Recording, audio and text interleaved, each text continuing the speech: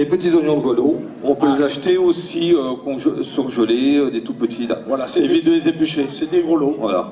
D'accord. Voilà. Et qu'est-ce que... Voilà, tu as mis quoi avec ces petits gros lots? Alors, pour les petits Golo, on doit faire un caramel. D'accord. Donc là, on va le faire en direct. Alors, ça, c'est quelque chose qu'on peut faire aussi la veille. Hein, parce qu'en fait, c'est froid, les pickles d'oignons. C'est quelque chose que je ne vais pas chauffer. On fait des pickles entièrement. Donc j'ai pris des oignons dans une boîte de conserve, parce qu'on peut le garder après au frigo. Voilà. Donc les oignons crus, épluchés. On va faire un caramel. Alors un caramel. Sucre. Sucre pour un caramel. Alors tu le fais. Comment on fait le caramel? À sec, avec de l'eau? Comment on réussit un caramel, chef? Mais là, moi, je vais mettre que du sucre. Hein, en fait. Que tu mets du sucre. Ouais, voilà. Donc tu le fais, comment on appelle ça quand on met que du sucre? Alors une bonne cuillère de miel. Une bonne cuillère de miel. Montagne. Voilà. Vinaigre blanc. Voilà, et du bouillon. Et un bouillon de volaille? Un bouillon de volaille. Voilà, c'est assez simple. Voilà, on fait bouillir. Dedans, pour aromatiser, on met des grains de poivre entiers.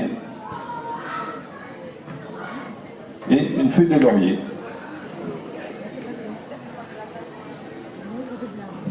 Réduire? Non, on ne fait pas réduire. On fait bouillir. Bouillir, carrément. Voilà, on fait bouillir. Et après, dessus, on verse. On verse sur les oignons. Sur les oignons. Voilà, il m'en manque un petit peu. Voilà. C'est pas trop. Ouais. Et après, on ferme. Et on se le garde au frigo.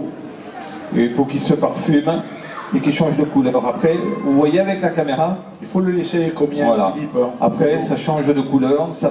Pour que ça arrive à cette... Ça, on les a fait hier. Oui, hier. Oh, oui, juste hier. Une nuit au frigo. Une nuit au frigo, et ça pompe le caramel, et voilà, ça prend le goût. D'accord. Voilà. Donc il faut les laisser au frigo une nuit après. Voilà, une nuit. Voilà. Donc on va mettre une poêle, on va colorer la poitrine.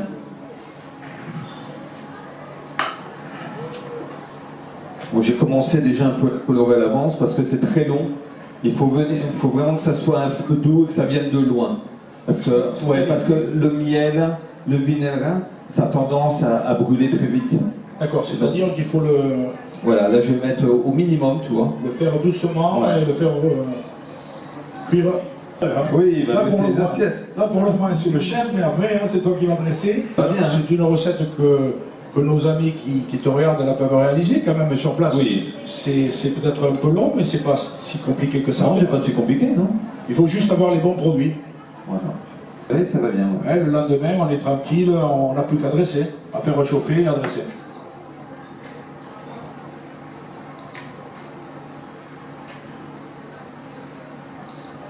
Les pommes de terre vont pas tarder. Donc on va faire écraser. Alors là, tu as sorti quoi là, dans cette casserole? Oh, j'ai fait un petit jus de porc. Ah, c'est la saison des champignons. Voilà. Je voulais amener des cèpes, mais on n'en a pas amené. Hein. Ah voilà, donc. Non. Oh, c'est bon les girolles. C'est bon. Voilà, tout doucement. D'accord, là il faut faire un feu très doux, donc. Ouais, feu très doux parce qu'autrement ça brûle, hein. Ça brûle très vite. Alors, le chef étoilé, donc Philippe Deschamps, vous a présenté cette recette, c'est pas fini, hein. Il reste encore donc, un peu de préparation à sa recette, notamment l'écrasé de pommes de terre qu'il va réaliser devant vous. Et puis après, je pense qu'il ne restera plus Philippe qu'à dresser ce plat. Dresser l'assiette et à goûter aussi. Allez, on va voir. On va mettre le chef donc, et le commis. Donc, allez. On va faire le petit concours d'épluchage. Allez, Lucas contre Philippe. C'est chaud, hein? En principe, le chef étoilé qui ne craint pas la chaleur. Là, oh, si, il la craint. Voilà, on va éplucher dans les pommes de terre Mona Lisa, qui sont bien évidemment produites. D'ailleurs, ils sont présents aujourd'hui sur le marché. Donc, les pommes de terre du pays de Sceaux, avec notamment la variété Mona Lisa. Les pommes de terre de montagne qui sont pas lavées, bien évidemment, qui sont vendues dans un sac de 2,5 kg, 5 kg, 10 kg, que l'on retrouve beaucoup sur le département de l'Aude, dans les magasins traditionnels ou en grande surface. Cette pomme de terre que l'on a la chance d'avoir sur notre département. Alors l'écraser, c'est tout simple, on écrase la pomme de terre, chef. Ouais, moi j'écrase avec la fourchette, j'aime bien quand il y a des petits morceaux quand même.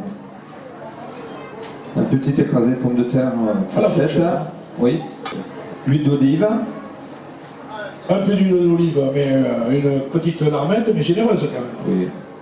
Un peu de fleur de sel. L'huile d'olive, hein. Fleur de sel. Un peu de fleur de sel. Et un petit peu de beurre. Pour que ça soit onctueux. Et un peu de beurre, une noisette de beurre. Voilà. Et on écrase. Ouais. Alors l'huile d'olive, donc c'est une huile d'olive aussi que vous trouvez sur le marché aujourd'hui, donc qui est l'huile d'olive du domaine de Moucha, donc une huile d'olive bien évidemment excellente, que vous pouvez donc acheter sur le marché pour reproduire, si vous voulez, cette recette. Donc pour l'assiette. Pour dresser l'assiette, donc tu sers dans d'un petit emporte-pièce. Un petit emporte-pièce, donc tu mets cette écrasée de pommes de terre au cœur de l'assiette. Au cœur de l'assiette. On va bien écraser. Alors c'est important, Philippe, aussi, la qualité des produits, le professionnalisme bien évidemment d'un chef, mais la présentation, c'est important. Et à l'arrivée, sur table, la vision, c'est le premier. Voilà, c'est ce qui donne envie de manger ou pas l'assiette. On mange avec les yeux. Hein. Voilà.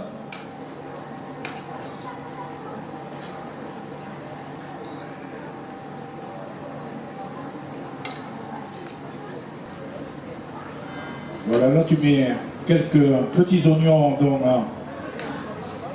sur le pourtour de l'assiette. Voilà. Qui va amener un petit peu d'acidité quand on va manger avec la pomme de terre. Je vous conseille de manger un petit peu d'oignon en même temps.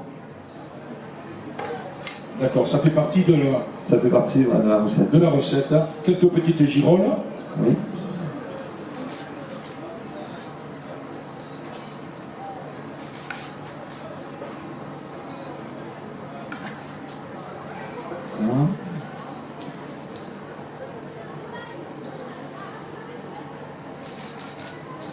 Voilà, j'en mets un tout petit peu. Moi j'aime bien au restaurant, c'est toujours servir une saucière de sauce à part. Aussi, oui. C'est quoi? Et là nous avons du chiso, nous avons du petit persil, persinette. Ça permet de faire un petit peu de déco en même temps.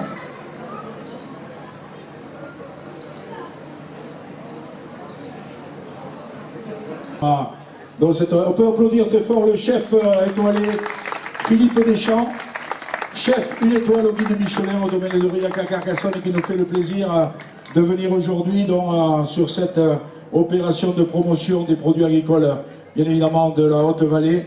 Donc Philippe, merci à toi bien évidemment d'être venu, d'avoir présenté encore cette année une de tes recettes et d'avoir bien évidemment...